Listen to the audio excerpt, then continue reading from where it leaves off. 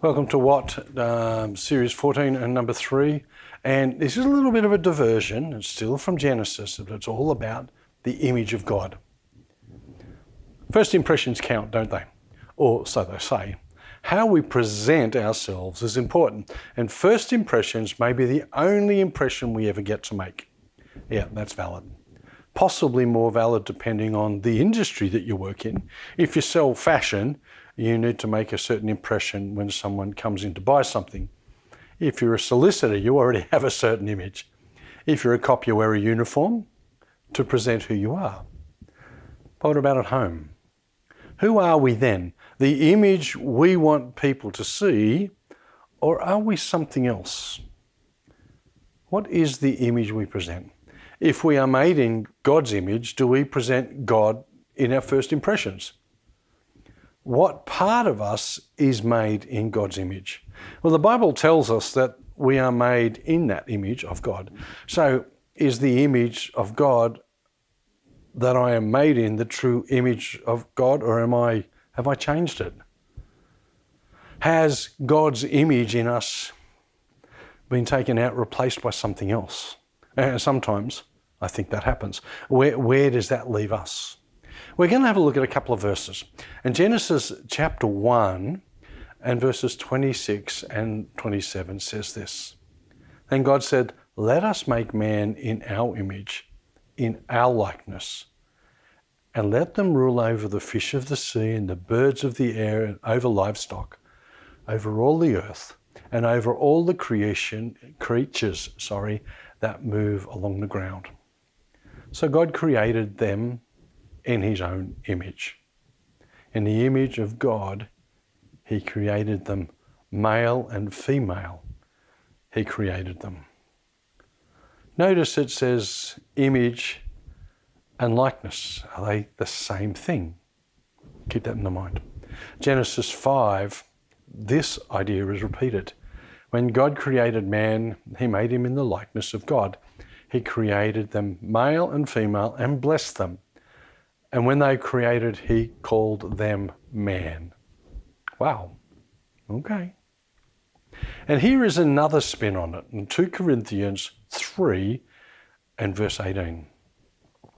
And we, who with unveiled faces all reflect the Lord's glory, are being transformed into his likeness with ever-increasing glory, which comes from the Lord, who is the Spirit.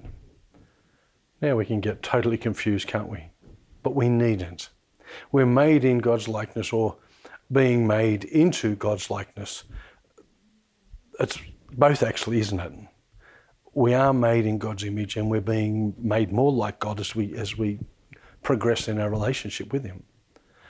What is this image of God that we have? In what ways are we like God? And does it make us like God? Well, to the last question, I have to say, no, we're not going to be gods. We go back to Genesis, to the serpent's misrepresentation of the situation, and we'll look at that in a couple of weeks. We do not become like God, but we are made with his characteristics. Only God is God. We are copies, and only copies in some ways. I think it comes back to something that I mentioned a number of months ago. Ephesians 5 verses 1 and 2 says, "Be imitators of God, therefore, as dearly loved children, and live a life of love, just as Christ loved us and gave himself up for us as a fragrant offering and sacrifice to God." See, there's all of these things that are going to come together. And some of you may remember that we've spoken before about being imitators of God. Having the capacity to imitate God requires some tools, some skills, some abilities that allow us to do so. And God has gifted us with those. So part of the imitating has been done for us. Our image is already there, created with credibility. But let's be real. If we are made in God's image, then he has created us with the capacity to be similar to him in the ways he wants us to be similar to him. I'm not saying that we're little gods, far from it, but we have characteristics that mirror God. And he wanted it that way. Yeah. What I concluded from looking at all this is that God is creator. Then we are to be creative.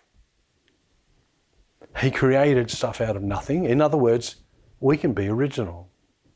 He is powerful and we have access to that power. He is sustaining the world. We have to look after it. He is a loving God. We need to find ways to express that love. He is a caring God. Yeah.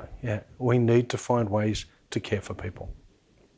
You see, these characteristics of God become part of who we are. And I suppose we are more comfortable with the concept of God being love and God being caring and us being able to imitate those characteristics. But I think there is much more to it than that. We are to imitate God, all of him, as much of him as we can. These are some of the characteristics that we are in God's image and likeness. God wanted us to have these characteristics to be able to do things with him and for him.